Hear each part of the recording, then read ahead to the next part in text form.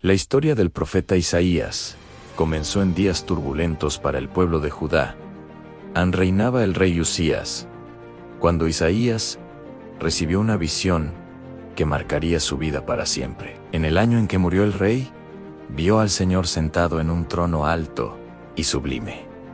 El templo se llenó de su gloria. Serafines volaban alrededor, proclamando un santo, santo, santo. Ante aquella presencia, Isaías exclamó que era hombre de labios impuros y que habitaba en medio de un pueblo impuro. Entonces, uno de los serafines tocó sus labios con un carbón encendido y declaró que su culpa había sido quitada. Cuando escuchó la voz que decía: ¿a quién enviaré? Isaías respondió: heme aquí, envíame a mí. Desde ese día, su voz resonó en Jerusalén, anunciando juicio y esperanza. Habló en tiempos de los reyes Jotam, Acaz y Ezequías. Denunció la injusticia, la idolatría y la corrupción de los poderosos. Advirtió que si el pueblo no se volvía a Dios, vendrían naciones extranjeras como instrumento de disciplina. En los días del rey Acaz, cuando Judá temblaba ante la amenaza de Siria y el reino del norte, Isaías se presentó ante el rey con un mensaje claro: no temas, confía en el Señor. Él le anunció una señal: una virgen concebiría y daría a luz un hijo llamado Manuel. Pero Acaz no quiso escuchar plenamente y buscó alianzas humanas. El profeta también habló contra Siria, la potencia que arrasaba naciones. Anunció que aunque sería vara de disciplina, también sería juzgada por su soberbia. Sus palabras parecían imposibles, pero el tiempo mostró su cumplimiento. Durante el reinado de Ezequías, cuando el ejército asirio rodeó Jerusalén, bajo el mando de Sennaquerib, el miedo llenó la ciudad. El rey buscó a Isaías. El profeta declaró que el enemigo no entraría en la ciudad. Aquella noche, la amenaza fue detenida y Jerusalén fue librada. Isaías también proclamó mensajes de consuelo. Habló de un tiempo futuro en que el desierto florecería, en que los ciegos verían y los cojos saltarían. Anunció la venida de un siervo sufriente, despreciado y rechazado, que llevaría las iniquidades de muchos. Habló de un príncipe de paz, sobre cuyos hombros reposaría el gobierno. Sus palabras se extendieron más allá de su generación. Habló del exilio venidero en Babilonia y del regreso futuro. Mencionó incluso a un libertador llamado Ciro, mucho antes de que apareciera en la historia, como instrumento para permitir el retorno del pueblo. A lo largo de su vida, enfrentó oposición. Muchos rechazaron su mensaje. La tradición relata que sufrió persecución en tiempos del rey Manasés, pero nunca dejó de proclamar lo que había recibido desde aquella visión en el templo. Isaías caminó entre reyes y gente humilde, entre crisis políticas y decadencia espiritual, sosteniendo un mensaje constante en juicio por el pecado, pero esperanza para el remanente fiel. Sus palabras quedaron escritas como testimonio eterno de advertencia y promesa. Y así terminó la vida del profeta, que vio la gloria y anunció la redención, dejando una huella profunda en la historia del pueblo de Israel. Síguenos para recibir notificaciones de las próximas historias diarias que estaremos subiendo. En los días en que reinaban Jotam, Acaz y Ezequías en Judá, cuando las murallas de Jerusalén aún se alzaban firmes y los mercados estaban llenos de voces y comercio, la palabra del Señor vino a Miqueas de Morset. Miqueas era hombre del campo. Había visto cómo los poderosos arrebataban tierras, cómo los ricos añadían casa a casa y campo a campo, hasta dejar sin heredad a los humildes. Desde su aldea observaba el polvo levantarse sobre los caminos, mientras mensajeros iban y venían anunciando alianzas y guerras. Y en medio de todo aquello, la voz del Altísimo ardía en su interior como fuego. Entonces alzó su voz y clamó: oigan, pueblos todos, escuchen, tierra y cuanto hay en ella, porque el Señor sale de su templo y desciende para juzgar. Y describió cómo los montes se derretían bajo sus pies y los valles se abrían como cera ante el fuego. Anunció que Samaria sería convertida en montón de ruinas, que sus ídolos serían despedazados y sus riquezas arrojadas al polvo. El pueblo escuchaba, algunos con temor, otros con burla. Miqueas caminaba por las calles y lloraba en voz alta. Se despojaba de sus sandalias y se cubría de lamento, porque veía venir la destrucción. Las ciudades de Judá temblaban ante la amenaza del imperio que avanzaba desde el norte. Los ejércitos asirios se acercaban como tormenta. Por la rebelión de Jacob es todo esto, decía. Por los pecados de la casa de Israel se volvió contra los jefes y gobernantes. Escuchen, príncipes de Jacob, ustedes aborrecen lo bueno y aman lo malo. Arrancan la piel de mi pueblo y quiebran sus huesos como carne para la olla. Los falsos profetas prometían paz a quienes les daban de comer, pero declaraban guerra a quienes no llenaban sus bocas. Miqueas los señaló sin temor. Vendrán noches sin visión y oscuridad sin adivinación. El sol se pondrá sobre ustedes. En los campos, las viudas lloraban por sus tierras perdidas. Los niños miraban con hambre. Los poderosos tramaban injusticias en sus camas, y al amanecer, las ejecutaban porque tenían el poder en sus manos. Pero en medio del juicio, la esperanza comenzó a brillar. Miqueas habló de un día futuro, cuando de Sión saldría la ley, y de Jerusalén la palabra del Señor. Las naciones subirían al monte del Señor, y convertirían sus espadas en arados, y sus lanzas en hoces. No alzarían espada nación contra nación, ni se adiestrarían más para la guerra. Y anunció algo que resonaría por generaciones. Pero tú, Belén Efrata, pequeña, para estar entre las familias de Judá, de ti saldrá el que será gobernante en Israel. Y sus orígenes son desde la eternidad. El pueblo guardó silencio ante aquellas palabras. En la pequeña Belén, apenas un punto en el mapa, se escondía una promesa. Miqueas también mostró el dolor del Señor. Pueblo mío, ¿qué te he hecho? ¿En qué te he molestado? Y el pueblo preguntaba, ¿qué debía ofrecer en holocaustos, millares de carneros, ríos de aceite? Pero la respuesta fue clara y firme. Hombre, Él te ha declarado lo que es bueno en hacer justicia, amar misericordia y humillarte ante tu Dios. Los años avanzaron. El temor al invasor creció. Jerusalén estuvo rodeada. Los campos fueron devastados. Muchos fueron llevados cautivos. Sin embargo, en tiempos de sequías hubo arrepentimiento y clamor, y la ciudad fue preservada por un tiempo. Miqueas vio días de oscuridad y días de esperanza. Habló del remanente que sería recogido como ovejas en aprisco. Anunció que el Señor pastorearía a su pueblo con poder, y que su grandeza alcanzaría hasta los confines de la tierra. También proclamó que Dios arrojaría nuestros pecados a lo profundo del mar, que mostraría fidelidad a Jacob y misericordia a Abraham, como había jurado desde tiempos antiguos. Y así, entre juicios severos y promesas gloriosas, la voz de Miqueas quedó escrita en la memoria del pueblo en advertencia para los soberbios, consuelo para los humildes, esperanza para las generaciones futuras. El profeta del campo, el hombre de Morset, habló lo que ardía en su corazón hasta el final de sus días, confiando en que el Señor cumpliría cada palabra. Síguenos para recibir notificaciones de las próximas historias diarias que estaremos subiendo.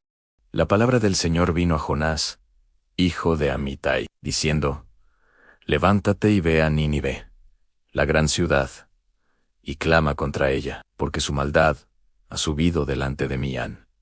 Pero Jonás se levantó para huir de la presencia del Señor.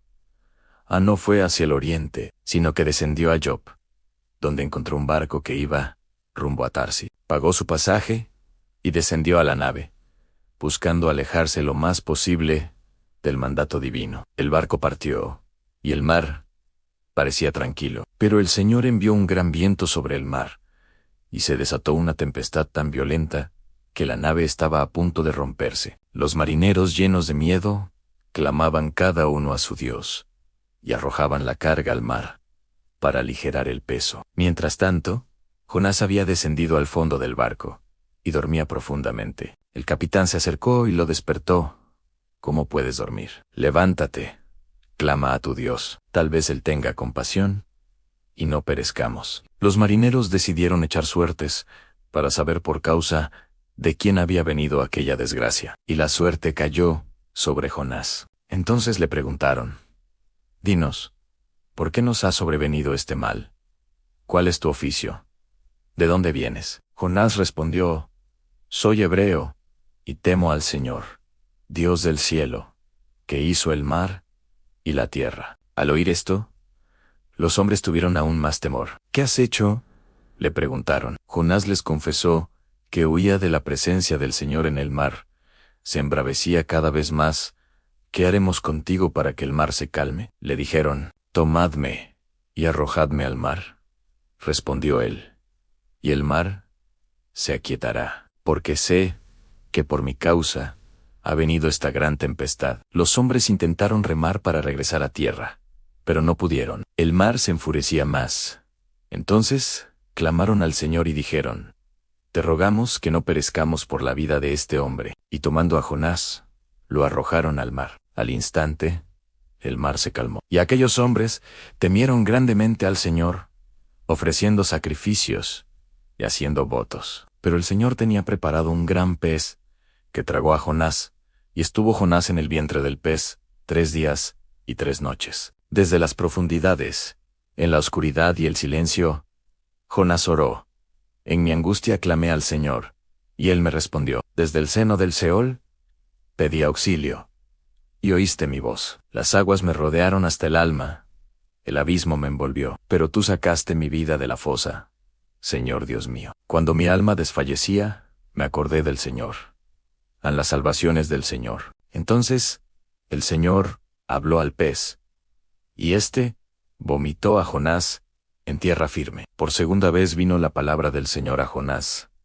Levántate y ve a Nínive, la gran ciudad, y proclama el mensaje que yo te diré. Esta vez Jonás obedeció. Caminó por la ciudad durante un día entero, proclamando: De aquí a 40 días, Nínive será destruida. Los hombres de Nínive creyeron a Dios, proclamaron ayuno, y se vistieron de cilicio, desde el mayor hasta el menor. La noticia llegó hasta el rey de Nínive, quien se levantó de su trono, se despojó de su manto, se cubrió de cilicio, y se sentó sobre ceniza. El rey decretó que hombres y animales no coman ni beban, que clamen a Dios con fuerza y se aparten de su mal camino. ¿Quién sabe si Dios se volverá y se arrepentirá, y no pereceremos? Y vio Dios lo que hicieron, que se convirtieron de su mal camino, y no trajo el desastre que había anunciado. Pero esto desagradó en gran manera a Jonás, y se enojó. Señor, dijo, ¿no es esto lo que decía cuando aún estaba en mi tierra? Sabía que tú eres Dios clemente y piadoso, lento para la ira y grande en misericordia. Ahora quítame la vida, porque mejor me es morir que vivir. El Señor le respondió: ¿Haces bien en enojarte? Jonás salió de la ciudad y se sentó al oriente de ella. Allí hizo una enramada y esperó para ver qué sucedería. Entonces el Señor dispuso una planta que creció sobre Jonás para darle sombra y librarlo de su malestar. Jonás se alegró mucho por aquella planta, pero al amanecer del día siguiente, Dios dispuso un gusano que hirió la planta, y ésta se secó. Y cuando salió el sol, vino un viento solano abrasador. El sol golpeó la cabeza de Jonás, y él desfallecía. Mejor sería para mí morir que vivir, dijo otra vez. Entonces Dios le dijo: ¿Tanto te enojas por la planta? Mucho me enojo, hasta la muerte, respondió Jonás. Y el Señor le dijo: Tuviste lástima de la planta, que no cultivaste ni hiciste crecer, que en una noche nació, y en una noche pereció. Y no he de tener yo misericordia de Nínive, aquella gran ciudad, donde hay más de 120,000 personas que no distinguen su derecha de su izquierda, y muchos animales. Y así quedó la pregunta suspendida en el aire, resonando más fuerte que la tormenta del mar. Si te gustó esta historia, síguenos y activa las notificaciones para recibir las próximas historias diarias que estaremos subiendo. La historia de Amós comienza lejos de palacios y templos. No era hijo de profeta, ni discípulo de escuela profética. Era pastor y recolector de higos silvestres en Tecoa, un pequeño pueblo del reino de Judá. Vivía entre rebaños, bajo el sol ardiente, cuidando ovejas y trabajando la tierra. Un día, la voz del Señor lo llamó. No fue en un templo, ni entre sacerdotes. Fue en medio del campo. Aquella voz le dio una misión. Debía ir al reino del norte, a Israel, y proclamar juicio. En aquellos días, reinaba a Jeroboam II en Israel. Era una época de prosperidad. Las ciudades crecían, el comercio florecía, y los ricos vivían en casas de marfil. Pero bajo esa prosperidad se escondía corrupción, injusticia y violencia. Los pobres eran vendidos por dinero, los necesitados por un par de sandalias. Los jueces aceptaban sobornos. Los poderosos oprimían a los débiles. Amós dejó sus ovejas y viajó al norte. Entró en Vito, donde estaba uno de los santuarios principales de Israel. Allí comenzó a proclamar las palabras que ardían en su interior en el Señor, ruge desde Sayón. Primero anunció juicio contra las naciones vecinas a Damasco, Gaza, Tiro, Idam, Amón y Moab. Cada vez repetía: han por 3 pecados, y por el cuarto no revocaré su castigo. El pueblo escuchaba con aprobación. Les gustaba oír condenas sobre sus enemigos. Pero entonces Amós habló contra Judá, y después contra Israel. El silencio se hizo pesado. Denunció a los ricos que vivían en lujo mientras los pobres sufrían. Habló contra las mujeres opresoras de Samaria, contra los comerciantes que falseaban balanzas, contra los que anhelaban que pasara el día de reposo para volver a vender grano adulterado. Proclamó que el Señor despreciaba sus fiestas religiosas. Aborrezco vuestras solemnidades. No los aceptaré, porque, mientras cantaban en el templo, explotaban al necesitado en las calles. Amós anunció que vendría un día oscuro, el día del Señor, pero no sería luz para Israel, sino tinieblas. Como quien huye de un león y se encuentra con un oso. Como quien entra en su casa, apoya la mano en la pared y lo muerde una serpiente. Tuvo visiones. Vio una plaga de langostas devorando la tierra. Intercedió, y el Señor detuvo el juicio. Vio un fuego que consumía el gran abismo. Intercedió, y el Señor lo detuvo. Vio un plomada en medio del pueblo. Esta vez no habría marcha atrás. Israel sería medido y sería hallado torcido. El sacerdote Amasías, de Bitol, se levantó contra él. Envió mensaje al rey, diciendo que Amós conspiraba y que la tierra no podía soportar sus palabras. Luego le dijo vidente: vete a Judá, allí gana tu pan. Pero en Betel no profetices más. Amós respondió con firmeza: no soy profeta, ni hijo de profeta, sino pastor. El Señor me tomó de detrás del ganado, y me dijo: ve y profetiza a mi pueblo Israel. Y anunció juicio contra Amasías y su casa. Tuvo otra visión, un canastillo de fruta madura. El fin había llegado para Israel. No volvería a pasar por alto su pecado. El Señor dijo que convertiría sus fiestas en llanto, sus canciones en lamento. Habría hambre, no de pan ni sed de agua, sino de oír la palabra del Señor. Buscarían mensaje y no lo hallarían. El orgullo de Israel sería derribado, sus altares destruidos, sus palacios arruinados. El pueblo sería llevado al exilio, más allá de Damasco. Ahí así ocurrió. Años después, el imperio asirio invadió el reino del norte. Samaria cayó en Israel, fue llevado cautivo. Las palabras del pastor se cumplieron, pero al final hubo una promesa. Amós anunció que, después del juicio, el Señor levantaría el tabernáculo caído de David, restauraría lo arruinado, volvería a plantar a su pueblo en su tierra, y no serían arrancados nunca más. El pastor volvió al silencio del que había salido. Su voz quedó escrita, no en mármol, sino en palabras ardientes que atravesaron generaciones, y el rugido que comenzó en Tecoa aún resuena. Si te gustó esta historia, síguenos para recibir notificaciones de las próximas historias diarias que estaremos subiendo.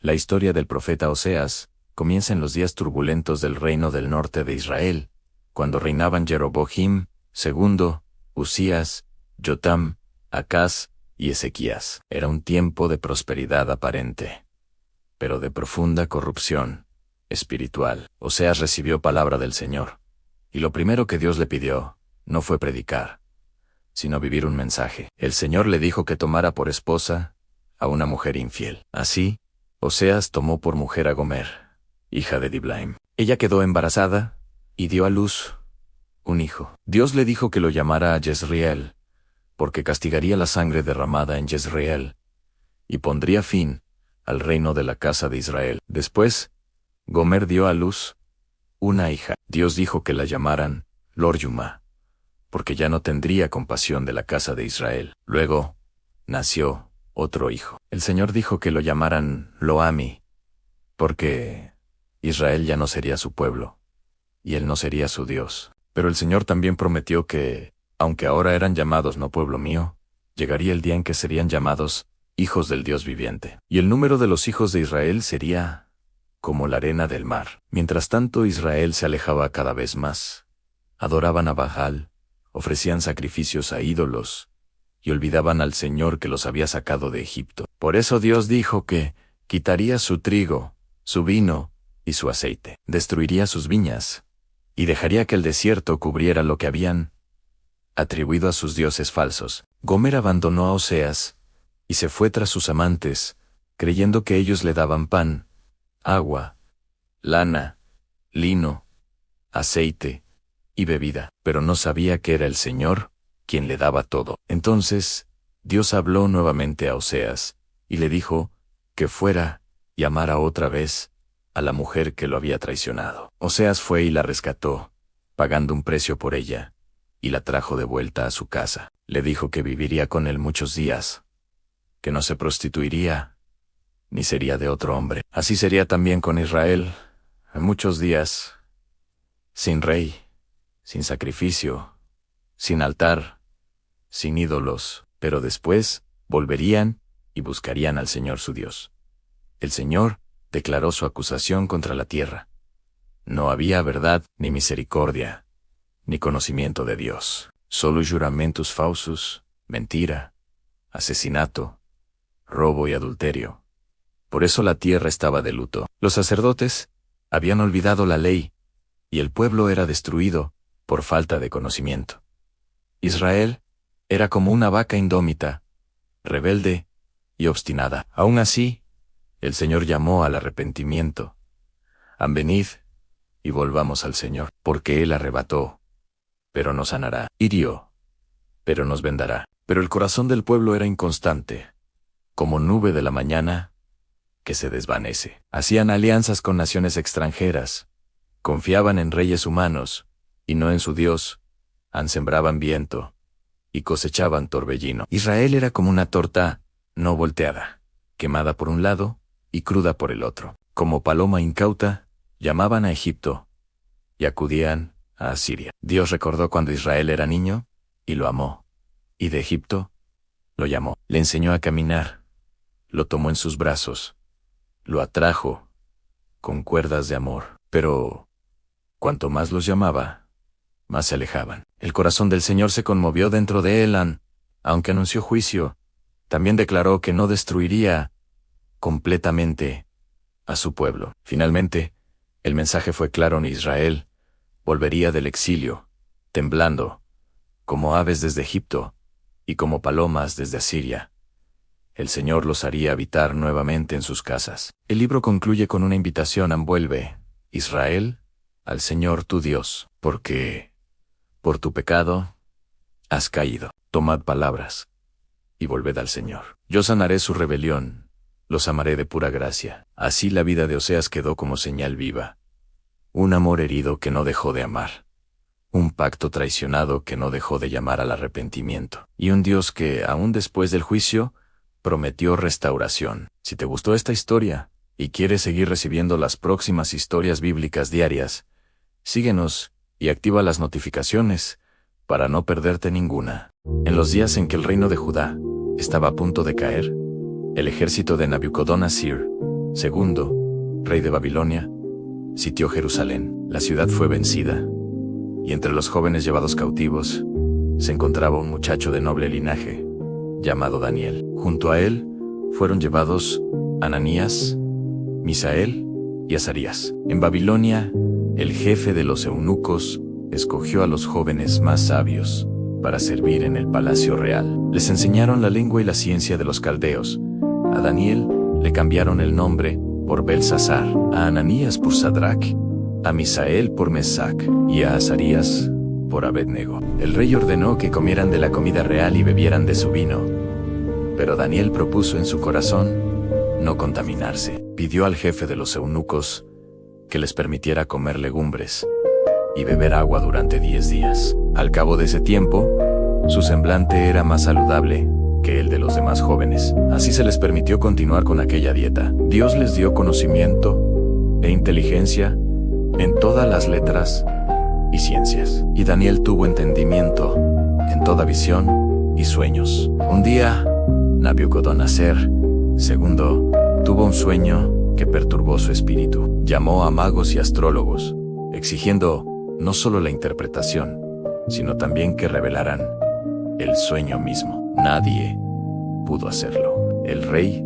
enfurecido, ordenó matar a todos los sabios de Babilonia, y Daniel estaba entre ellos. Daniel pidió tiempo. Aquella noche oró junto a sus compañeros, y el misterio le fue revelado en visión nocturna. Al día siguiente, se presentó ante el rey y le dijo cuál había sido su sueño. Una gran estatua con cabeza de oro, pecho y brazos de plata, vientre y muslos de bronce, piernas de hierro y pies de hierro mezclado con barro. Una piedra cortada, no con mano humana, golpeaba la estatua y la desmenuzaba, y la piedra se convertía en un gran monte que llenaba toda la tierra. Daniel explicó que la cabeza de oro era el propio rey. Después vendrían otros reinos inferiores, hasta que Dios levantaría un reino eterno que jamás sería destruido. El rey se postró ante Daniel y reconoció que su Dios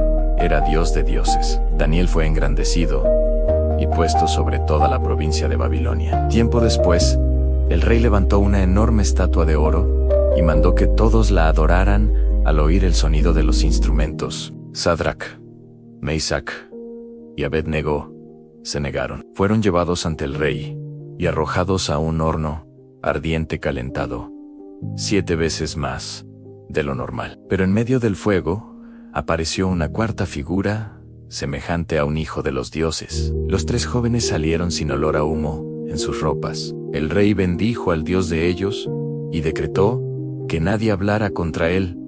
Años más tarde, otro sueño turbó al rey. En un gran árbol que llegaba hasta el cielo, fue cortado, dejando solo el tocón. Daniel anunció que el rey sería humillado y viviría como las bestias hasta reconocer que el Altísimo gobierna sobre los reinos de los hombres.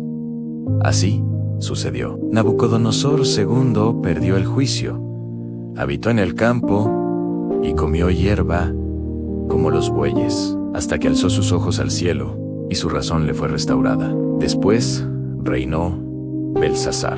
En un banquete profanó los vasos sagrados traídos del templo de Jerusalén. De repente, una mano apareció y escribió en la pared: Anmini, Mene, Tekel y Uparson. Daniel fue llamado para interpretar la escritura. Anunció que el reino había sido pesado y hallado falto, que sería dividido y entregado a medos y persas. Esa misma noche Belsar fue muerto, y el reino pasó a manos de Darío el Medo. Daniel prosperó bajo el nuevo reino, pero otros gobernadores, llenos de envidia, buscaron ocasión para acusarlo. No hallaron falta alguna, excepto en su fidelidad a Dios.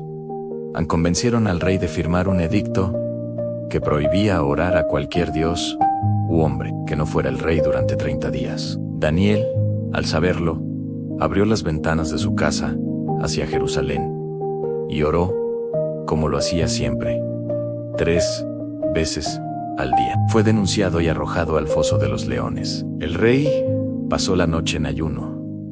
Angustiado, al amanecer, corrió al foso y llamó a Daniel. Desde dentro se oyó su voz en Dios.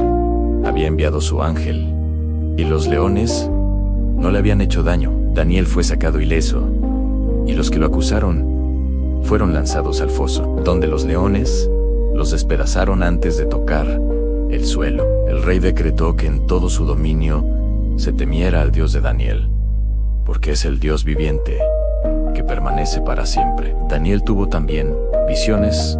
Vio 4 grandes bestias que subían del mar, representando llenos poderosos. Vio al anciano de días sentado en su trono, y a uno como hijo de hombre, que recibía dominio eterno. Vio carneros y machos cabríos, conflictos entre imperios, y revelaciones sobre tiempos futuros. Sus visiones lo turbaron, pero guardó las cosas en su corazón. Ya anciano, comprendiendo por los escritos de Jeremías que el tiempo del cautiverio estaba por cumplirse, oró confesando el pecado de su pueblo. Entonces el ángel Gabriel vino a darle entendimiento sobre 70 semanas, determinadas para su pueblo y su ciudad santa. Daniel sirvió fielmente hasta el reinado de Ciro el Grande. Fue testigo del poder de Dios en imperios que se levantaban y caían, pero el reino del Altísimo permanecía firme. Y así terminó la vida del profeta, que prefirió el foso de los leones antes que negar a su Dios, que interpretó sueños de reyes y recibió visiones del fin de los tiempos, y cuyo nombre quedó escrito entre los más fieles de Israel. Si te gustó esta historia, síguenos y activa las notificaciones para recibir las próximas historias diarias que estaremos subiendo.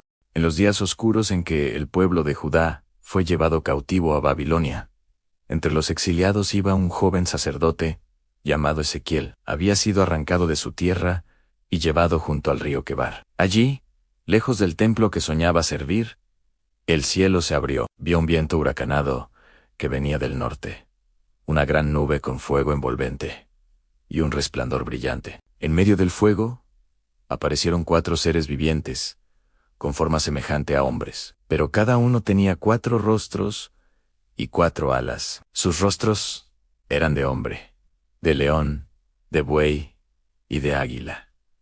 Sus pies brillaban como bronce pulido. Junto a ellos había ruedas que se movían en todas direcciones, llenas de ojos alrededor. Sobre sus cabezas había una expansión como cristal, y sobre la expansión un trono semejante a zafiro, y sobre el trono la figura de un hombre resplandeciente como fuego. Era la gloria del Señor. A Ezequiel cayó rostro en tierra, y oyó una voz que le hablaba. Fue llamado hijo de hombre, y enviado a una nación rebelde, a un pueblo de corazón duro. Se le entregó un rollo escrito por dentro y por fuera, con lamentos y ayes.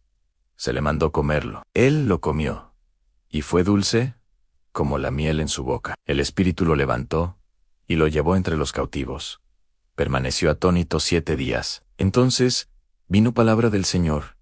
Había sido puesto como atalaya para la casa de Israel. Si no advertía al impío, su sangre sería demandada de su mano. Si advertía y no escuchaban, él habría salvado su vida. El Señor le mandó a hacer señales extrañas. Debía acostarse sobre su lado izquierdo 390 días por la maldad de Israel, y luego sobre su lado derecho 40 días por la maldad de Judá. Debía comer pan escaso, cocido sobre fuego humilde, simbolizando el hambre que vendría. Luego debía afeitar su cabeza y su barba con una espada, dividir el cabello en 3 partes, una quemada en la ciudad, otra herida con espada, y otra esparcida al viento. La gloria del Señor le mostró en visión lo que sucedía en Jerusalén, idolatría en el templo, imágenes en las paredes, ancianos adorando al sol, mujeres llorando a dioses extraños. Vio cómo la gloria del Señor se levantaba del querubín, se movía al umbral del templo,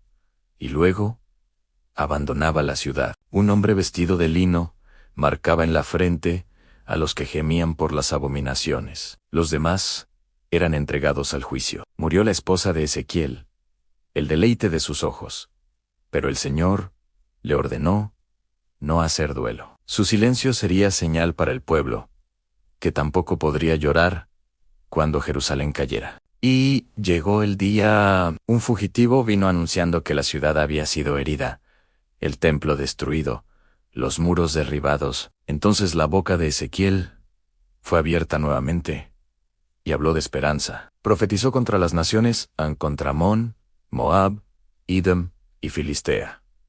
Contra Tiro, que se enorgullecía en el mar. Contra Sidón. Contra Egipto, que confiaba en su poder. Anunció que todos sabrían que el Señor es Dios, pero también habló al pueblo disperso. Dijo que el Señor recogería a sus ovejas esparcidas y las apacentaría. Levantaría un pastor sobre ellas, un siervo fiel. Quitarían el corazón de piedra y recibirían un corazón de carne. Pondría su espíritu dentro de ellos y los haría andar en sus caminos. El Señor lo llevó en visión a un valle lleno de huesos secos. Eran muchísimos y estaban completamente secos. Se le preguntó si podrían vivir. Él respondió que solo Dios lo sabía. Se le mandó profetizar, y al hacerlo, los huesos se juntaron, cada hueso con su hueso. Vino sobre ellos tendones y carne, y piel los cubrió, pero no había espíritu. Entonces, profetizó al espíritu, y el aliento entró en ellos. Se levantaron, un ejército grande en extremo. Así reviviría a la casa de Israel. Tomó 2 palos, uno por Judá y otro por José, y los unió en su mano. Ya no serían 2 reinos divididos, sino uno solo, bajo un rey. Finalmente, en el año 25 del cautiverio, fue llevado en visión a una montaña muy alta. Allí vio una ciudad y un templo nuevo, medido con precisión, las cámaras, los atrios, el altar, y vio cómo la gloria del Señor regresaba por la puerta oriental, llenando la casa. Las aguas salían del templo, creciendo hasta hacerse un río profundo que sanaba todo a su paso. Donde quiera que llegaba el río, había vida en árboles con fruto constante, hojas para medicina, peces abundantes. La ciudad tendría un nuevo nombre.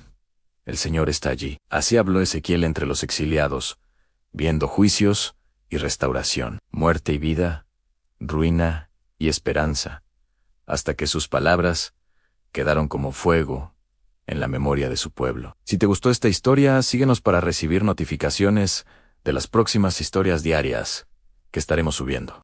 La historia de Jeremías comenzó en Anatot, en tierra de Benjamín. Era hijo del sacerdote Hilcías. Desde joven, la voz del Señor vino a él. Antes que te formara en el vientre te conocí. Antes que nacieras, te santifiqué. Te di por profeta a las naciones. Jeremías respondió con temor: Señor, no sé hablar, porque soy un muchacho. Pero el Señor extendió su mano, tocó su boca y dijo: No digas soy un muchacho. A todo lo que te envíe irás. No temas, porque yo estoy contigo para librarte. Desde entonces Jeremías comenzó a proclamar palabras duras contra Judá y Jerusalén. El pueblo había dejado al Señor y seguía a dioses extraños. En las calles había injusticia, mentira y violencia. En el templo ofrecían sacrificios, pero sus corazones estaban lejos. Jeremías clamaba: Vuélvanse cada uno de su mal camino, no sigan tras dioses ajenos. Del norte viene el mal. Muchos se burlaban de él, otros lo odiaban. Los sacerdotes y profetas decían: No vendrá desgracia.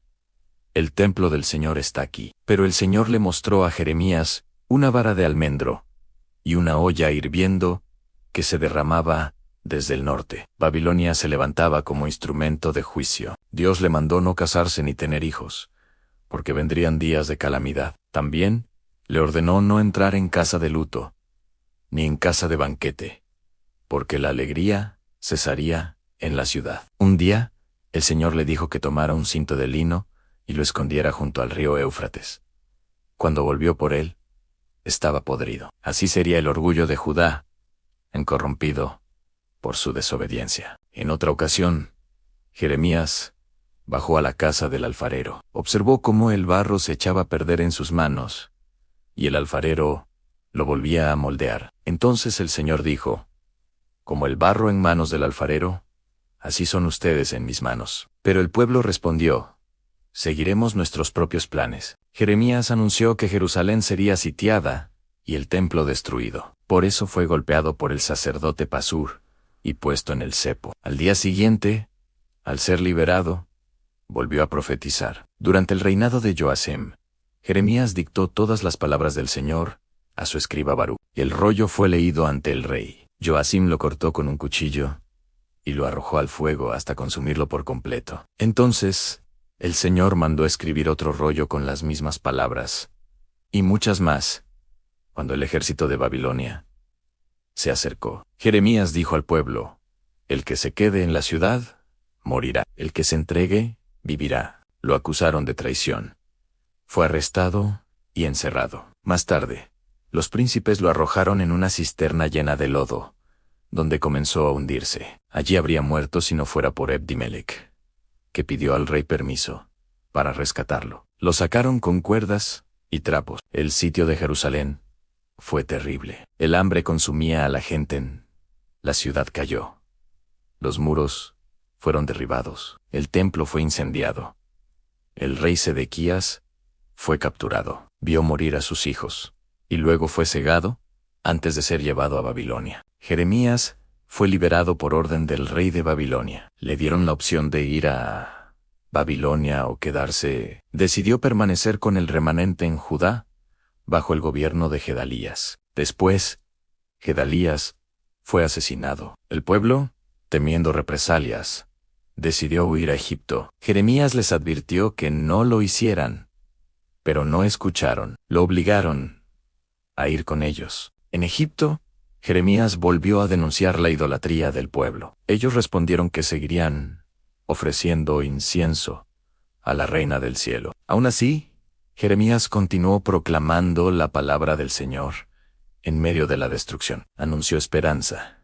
He aquí que vienen días en que haré un nuevo pacto con la casa de Israel. Pondré mi ley en su mente y la escribiré en su corazón. Jeremías lloró por su pueblo, lamentó la caída de Jerusalén. Vio la ciudad arder y el templo reducido a cenizas. Su voz fue rechazada muchas veces, pero nunca dejó de hablar lo que había recibido. Desde su llamado en Anatot hasta los días de exilio y ruina, permaneció fiel. Jerusalén cayó, los reyes pasaron, pero la palabra del Señor permaneció. Así fue la vida de Jeremías, el profeta que habló en tiempos de juicio. Sufrió rechazo y sostuvo la esperanza en medio de la devastación. Si te gustó esta historia, síguenos y activa las notificaciones para recibir nuestras próximas historias diarias que estaremos subiendo. Hoy vamos a sumergirnos en la fascinante vida de Eliseo, un hombre cuya existencia fue marcada por milagros extraordinarios y una fe inquebrantable. Su historia comienza de una forma inesperada, en un campo de Ebol-Miala. Eliseo, hijo de Safat, estaba arando la tierra con 12 yuntas de bueyes, un hombre dedicado a su trabajo y a su familia. Pero un día, el profeta más grande de Israel, Elías, pasó junto a él, sin decir una sola palabra. Elías se quitó su manto y lo arrojó sobre los hombros de Eliseo. Ese simple gesto fue una llamada divina, un punto de inflexión que cambiaría su vida para siempre. Eliseo entendió el significado. Dejó inmediatamente los bueyes y corrió tras Elías. Solo le pidió una cosa: permiso para despedirse de su padre y de su madre. Tras recibirlo, Eliseo tomó la yunta de bueyes, la sacrificó y, usando la madera del arado como leña, cocinó la carne y la compartió con su gente.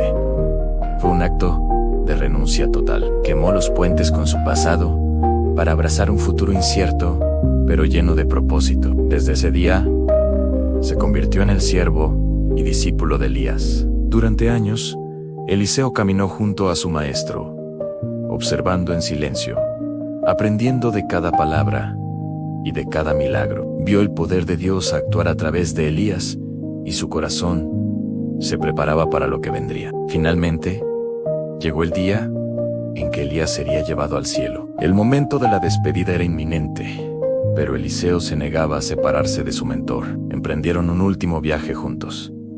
desde Gilgal hasta Betel, luego a Jericó y finalmente al río Jordán. En cada parada, otros profetas le decían a Eliseo que su Señor sería apartado de él, pero su respuesta era siempre la misma, firme y decidida. Vive el Señor, y vive tu alma, que no te dejaré.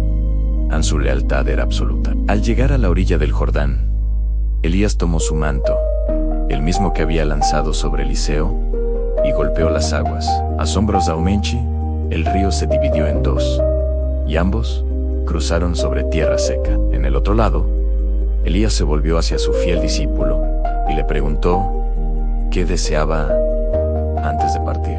La petición de Eliseo no fue por riquezas ni por poder terrenal. Él pidió algo mucho más profundo.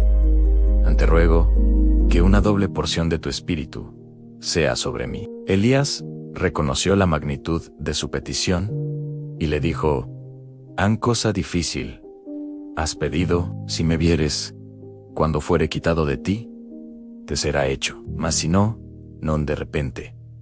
Mientras caminaban y hablaban, un carro de fuego, tirado por caballos de fuego, apareció de la nada y los separó. En medio de un torbellino, Elías ascendió al cielo. Eliseo lo vio todo, con el corazón desgarrado por la pérdida, pero lleno de asombro, clamó a gran voz: Padre mío,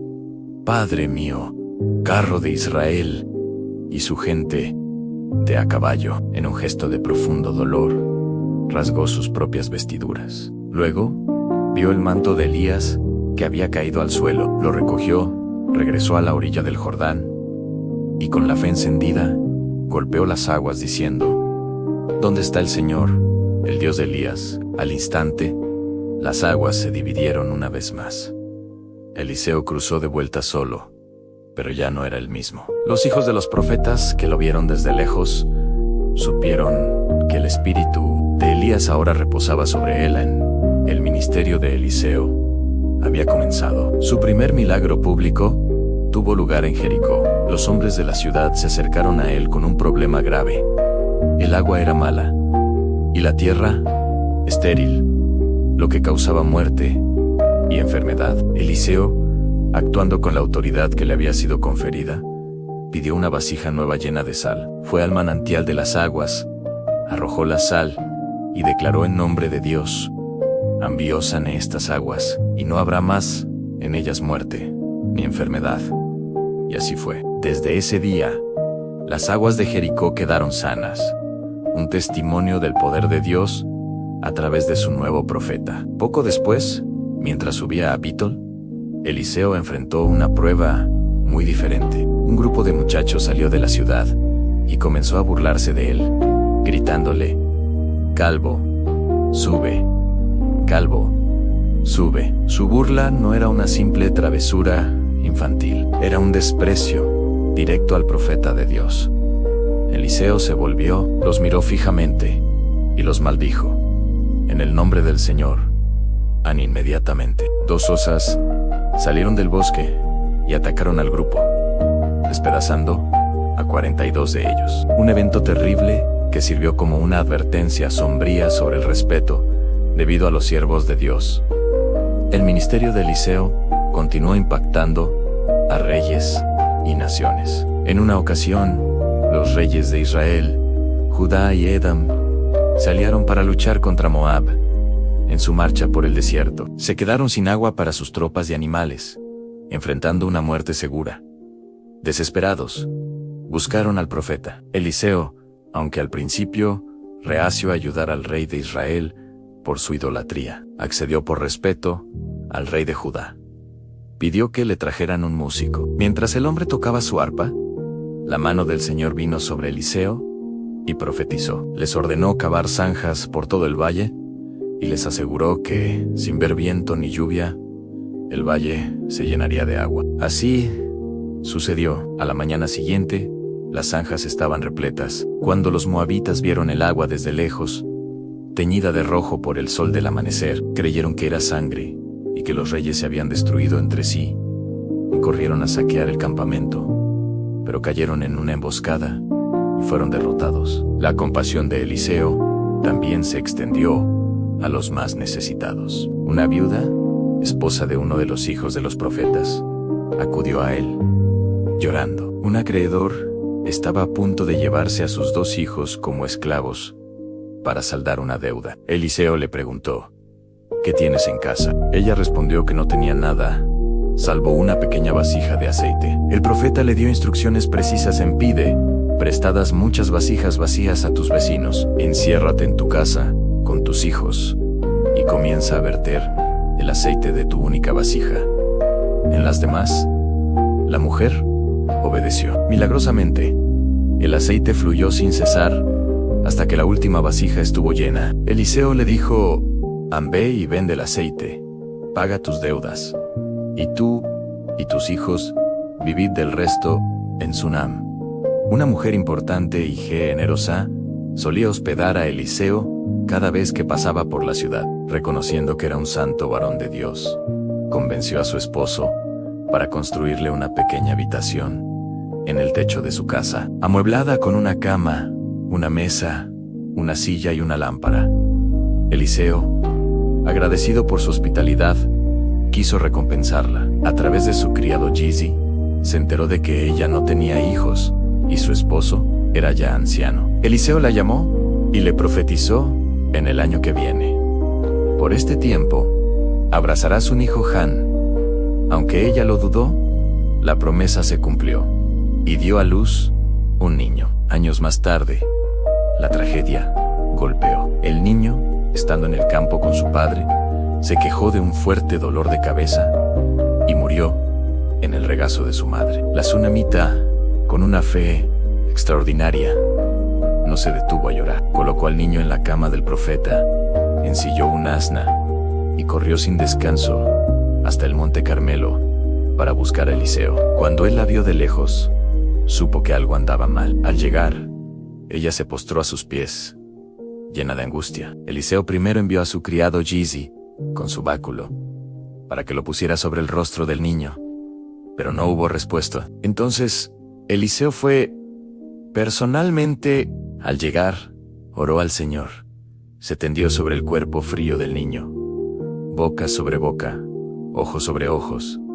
y el cuerpo comenzó a calentarse. Se levantó, caminó por la casa y volvió a tenderse sobre él.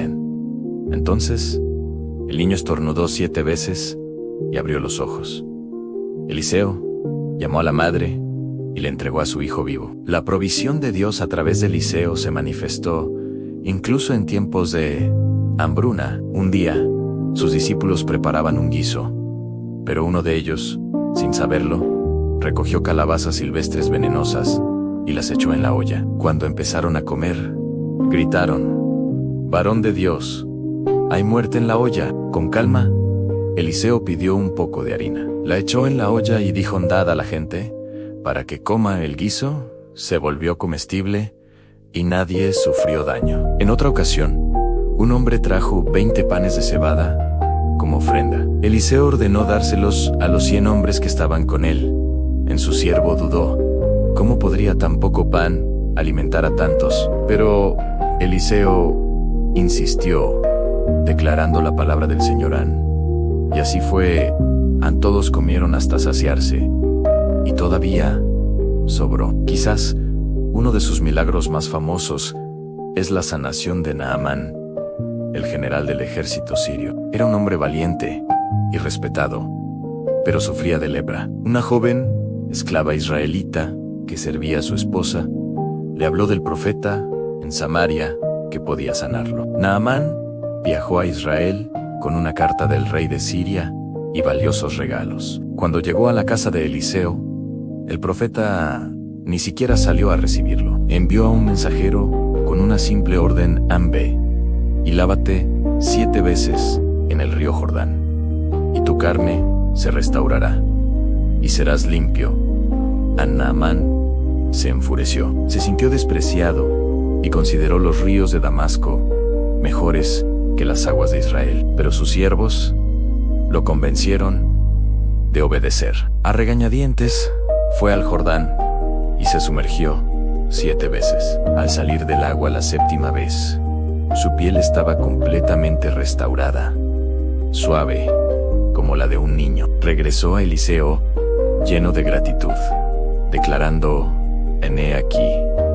Ahora conozco que no hay Dios en toda la tierra, sino en Israel. Sin embargo, Gizi, el criado de Eliseo, vio una oportunidad para enriquecerse. Corrió tras Naamán y, mintiendo, le pidió plata y vestidos en nombre de su señor. Al regresar, Eliseo lo confrontó, sabiendo lo que había hecho. Como castigo por su codicia y engaño, la lepra de Naamán se pegó a Gizi y salió de la presencia del profeta blanco como la nieve. Los milagros de Eliseo a menudo desafiaban las leyes de la naturaleza. Un día, mientras los hijos de los profetas cortaban madera cerca del Jordán, a uno de ellos se le cayó el hierro de su hacha al agua. Se angustió mucho, porque el hacha era prestada. Eliseo cortó un palo y lo arrojó al lugar donde había caído el hierro. Sorprendentemente, el pesado hierro flotó hasta la superficie, y el hombre pudo recuperarlo. La visión espiritual de Eliseo también protegió a Israel. El rey de Siria estaba en guerra con Israel, pero cada vez que planeaba una emboscada, Eliseo lo sabía y advertía al rey de Israel, frustrando los planes sirios una y otra vez. Furioso, el rey de Siria envió un gran ejército para capturar a Eliseo en la ciudad de Dotanán. Por la noche, rodearon la ciudad.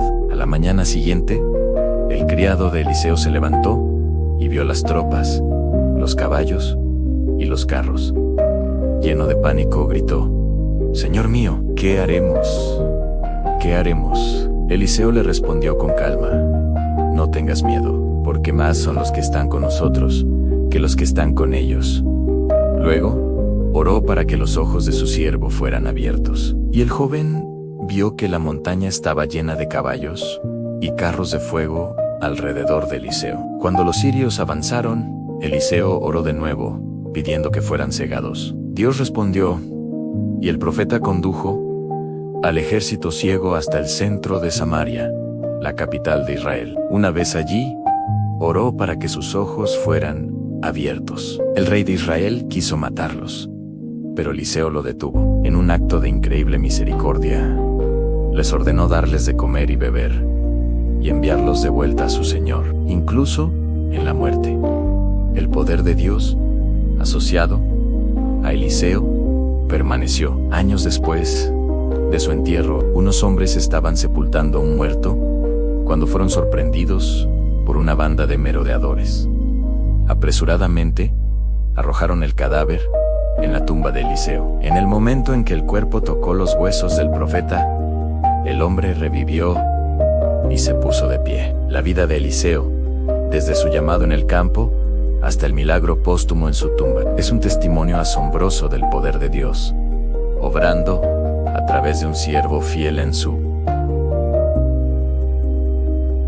Elías apareció en los días oscuros de Israel, cuando el nombre del Señor había sido olvidado por muchos, y los altares de Bajol se levantaban en las colinas. Venía de Tisbe, en Golad, un hombre de pocas palabras y mirada firme. Un día se presentó ante el rey Ahab y le dijo con voz segura que no habría lluvia ni rocío en la tierra, sino por su palabra. Dicho eso, se dio la vuelta y se fue, dejando al rey y a su corte sumidos en el asombro y la ira. Elías se escondió junto al arroyo de Queret, al oriente del Jordán. Allí bebía del agua fresca que corría entre las piedras, y cada mañana y cada tarde los cuervos venían con pan y carne en sus picos. El arroyo cantaba suavemente mientras los días pasaban, y el cielo seguía cerrado. Pero con el tiempo, el agua comenzó a disminuir, hasta que finalmente el arroyo se secó por completo. Entonces, el Señor lo envió a Sarepta, en tierra de Sidón. Allí encontró una viuda recogiendo leña a la entrada de la ciudad. Elías le pidió agua y pan. Ella respondió con tristeza que solo tenía un puñado de harina y un poco de aceite, lo justo para preparar una última comida para ella y su hijo antes de morir. Elías le pidió que no temiera, que primero hiciera pan para él y luego para ella y su hijo. La mujer obedeció, y desde ese día la harina no se acabó, y el aceite no faltó en la casa durante todo el tiempo de la sequía. Pasaron los días, y el hijo de la viuda enfermó gravemente, hasta que dejó de respirar. La mujer, llena de dolor, llevó al niño a Elías. El profeta subió al aposento alto, tomó al niño en sus brazos y clamó al Señor Ansé.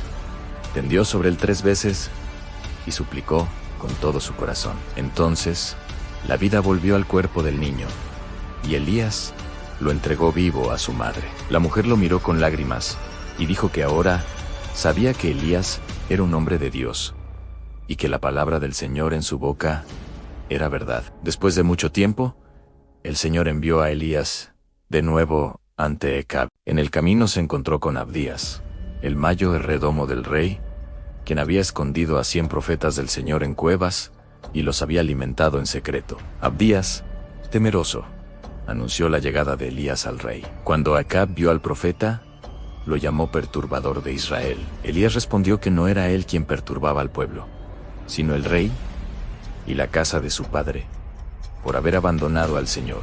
Elías desafió a Acab a reunir a todo Israel en el monte Carmelo, junto con los 450 profetas de Baal y los 400 profetas de Acera allí. Ante el pueblo, Elías preguntó, ¿cuánto tiempo más andarían indecisos entre 2 pensamientos? Si el Señor era Dios, que lo siguieran. Si Baal lo era, que siguieran a Baal.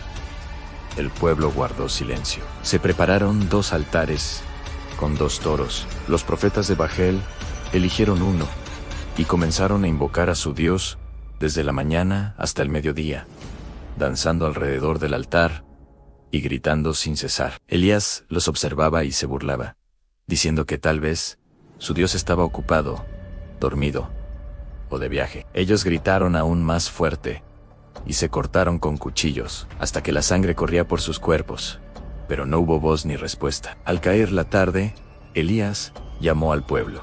Reparó el altar del Señor con 12 piedras, según las tribus de Israel.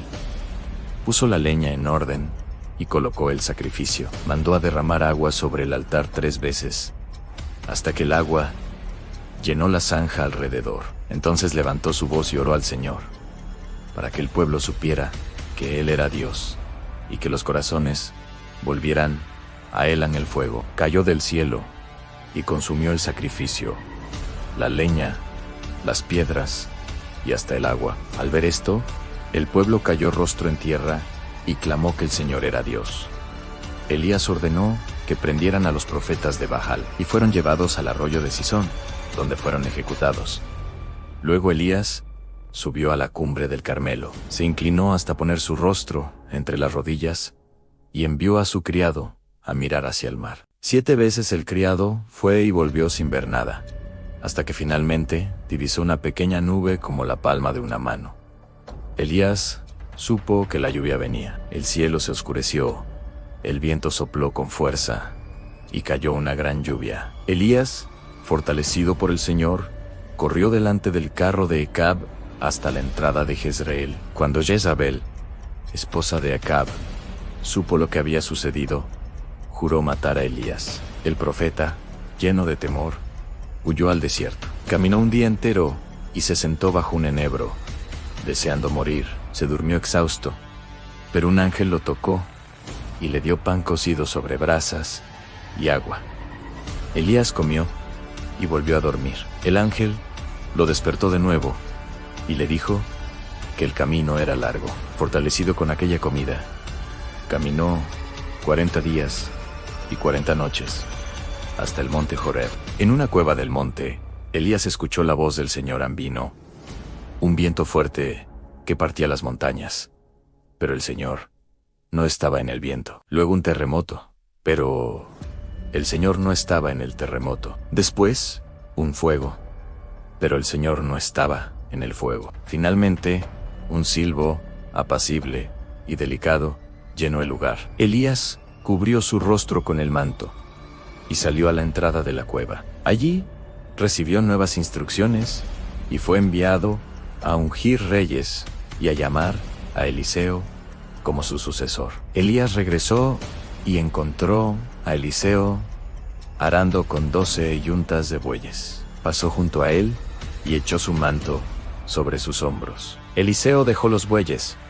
siguió a Elías y se convirtió en su servidor fiel. Juntos recorrieron Israel, llevando la palabra del Señor en tiempos difíciles. Años después, cuando el tiempo de Elías llegaba a su fin, él y Eliseo caminaron juntos hacia el Jordán. Elías tomó su manto, lo golpeó contra las aguas, y el río se abrió en dos, permitiéndoles cruzar en seco. Al otro lado, Elías preguntó a Eliseo qué deseaba antes de que fuera llevado. Eliseo pidió una doble porción de su espíritu. Elías le dijo que si lo veía cuando fuera arrebatado, así sería. Mientras caminaban y hablaban, un carro de fuego con caballos de fuego los separó, y Elías subió al cielo en un torbellino. Eliseo gritó y rasgó sus vestidos, pero recogió el manto que Elías había dejado caer.